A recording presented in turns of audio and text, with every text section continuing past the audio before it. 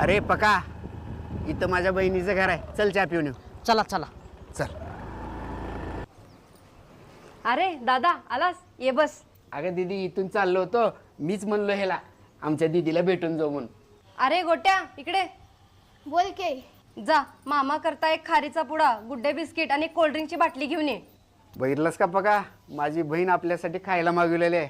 आई पैसे. अरे गोट्या तू कशाला टेन्शन घ्यायलास, मामाकडे ढीग पैसा आहे, पोत्यानं पैसा आहे. जा मामा सोबत. बघितलंस का पका, माझी बहीण माझ्याच पैशानं खायला मागवा म्हणलेले.